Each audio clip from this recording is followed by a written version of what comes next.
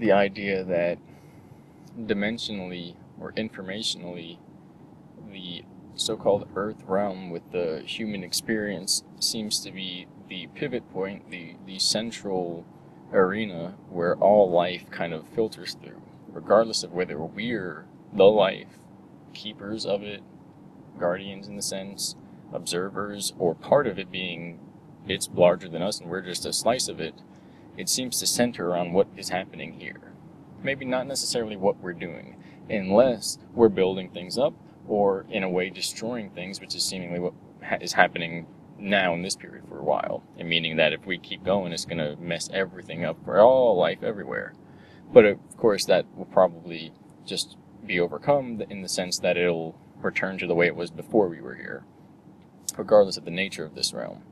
It would be interesting if everything shut off and the lights basically shut off, like it was a kind of trick, or not a trick, but it's kind of like a virtual environment, or maybe a kind of playpen or something that something's maybe keeping us here for, and we think it's a natural environment and it's all about the other things, and when you're gone it'll be what was here before you, and in reality it's all just something waiting for us to be here to make it something, whether it's again a trap or a growing experience. But the idea then that maybe the plant life moves into sync or phase, because it could also be, you could say that it's in sync or in phase. That's like the pivot point that I mean in engineering or physics terms, or even geometric, and or sociological, political. It connects to everything. The trinity, the motion. But that as things come into sync, it's like that's the pathway into wholeness and high charge in terms of energy. And it's not like the energy is gone. It's like life itself is riding this wave of high energy. And we as a being that sits here throughout the entirety of that wave, all we can do is watch the wave move through our environment, through different things and phases, and stay in phase with that. Which is also like we're given a bigger deal because they're automatically in or out. Maybe it happens on a spiritual level and the thing goes to sleep in its mind and it's actually doing it. But from our perspective, it's automated. For us, if we don't do it, it's not going to happen. If we don't make sense of it, And really what it may be is that if we go against it, it means that it's not going to work anymore. And that if we let and allow in those senses, health and abundance comes automatically. And that would be the greatest trick of the deceivers, if you will, in that it's not an abundance realm, it's a falsified realm, it's a satanic, scarcity realm, when in reality all we're doing is making it that and forcing it to be that. And if we let our hands go from the wheel, so to speak, we go right to our destination, which would be strange. The density level was so strong they could bullshit us and have fake FBI agents come down and say, "No, your statement's invalid." But now we're at such a clarity point, or aka the veil is thinning, whatever people say. They can't. It's like there's enough attention now. What's happening, maybe from ourselves, that reflection is being seen as a reflection, and therefore, like you pointed out, it's pretty much show's over, and at least as far as the manipulation in one's life. And it seems that it was always like that, but the society, the tech, the informational capacity of our brains, whatever it was, it seemed like it didn't matter before. We're mattered on a subjective scale. Now, collectively, that could spark, that could ignite an endless supply of self-awareness where one person causes it and the next, and the next, and the next, and then the whole system of fraud collapses in a very short period of time, because anything that's done to revert that drives that awareness even harder.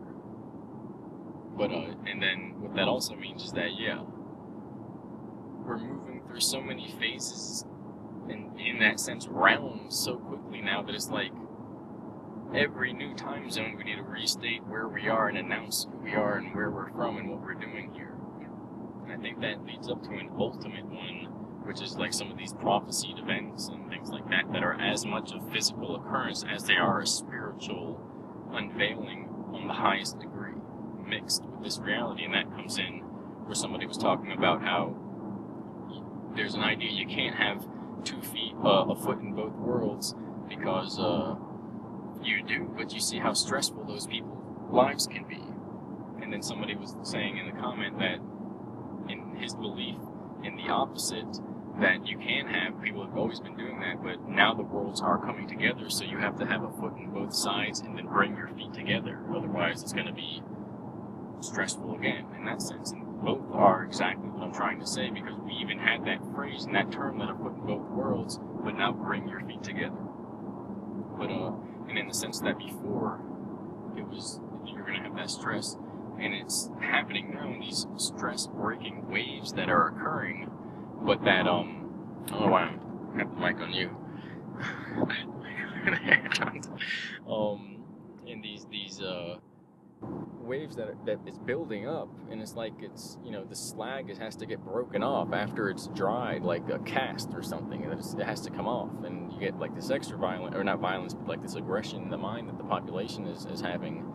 And in the same sense, if one of these worlds close out, or if the illusory third world that has been created, that kind of blends between both, but in a way where people are asleep in both, is closing out, then we have to get awake in the worlds, if you will, or get to the awake side of that, because those staying in the dream are going to get jostled awake like a sleepwalker, and that's the metaphor. That is a violent, you know, like a current, like it's an obstruction into your mind when that happens, because you literally, whatever you have in your hand in the dream melts in your hand, and then you wake up where you are trying to find out what you were doing, and it's jarring.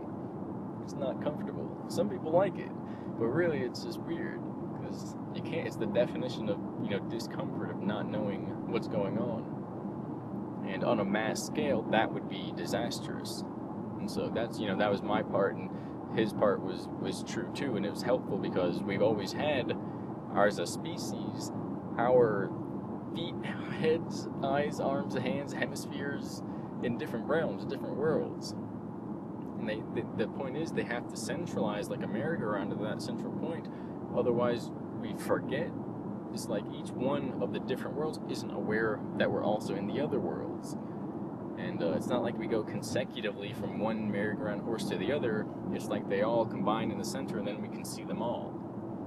And I think that construct, that makeup, is what was used to simply bring people out of the awareness of that as who they are.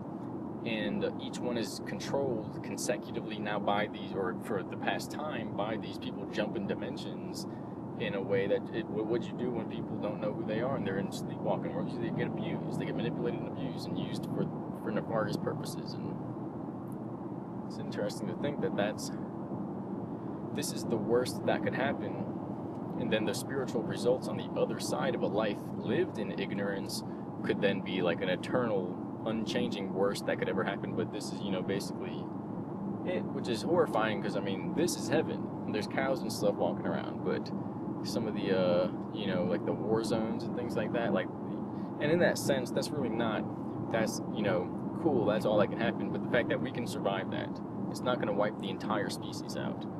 The people that go through it and go through crazy things, it can take individuals out, but there's nothing powerful enough to take everybody out at once. That's what I'm trying to say.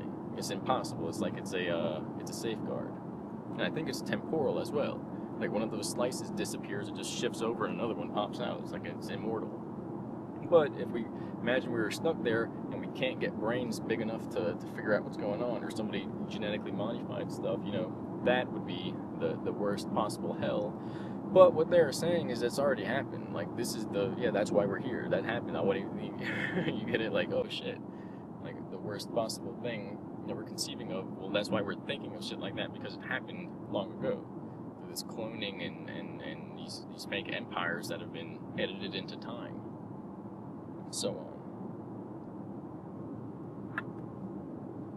But that's the point. And then, you know, horror story, Saw type, torture type shit could be the worst, but we've even seen that, and that's not, every time, you know, somebody playing action sports or playing too hard cracks something, it's the same thing. It's horrifying. It's literally like, oh, what am I doing? It's the same thing. We do it to ourselves on accident sometimes. When somebody's in your face calling you something, you know, it's like, oh, this is devilish, this is terrible, it's worse, but we already do the worst to ourselves just because it's built into reality. We have nightmares as kids about the lights not turning on and, you know, bugs coming out of everywhere. It's part of nature. It doesn't mean to be a freaking weirdo And that's really not the point of the projects and all the stuff that's going on. It's when you combine that with money, with, you know, like prostitution and running those rings from early times, and faking religion to use mind control. Okay, those people are going to hate it. They're going to turn, their nightmares are going to come meet them and force them to make a deal with them, you know, or they're going to take them over from their perspective. It's just like a schizophrenic break, though. Because they'll be sitting there battling with them, and then the camera would zoom out and they'd just be standing in the mirror, like shaking or something. You get it's like a break of the mind. But it just became a business. But that means now we know, well, shit, it can't happen again. And then what happened? Nothing. We all fell asleep in that daydreams that scared us. And then we started raping the environment, and that's hell.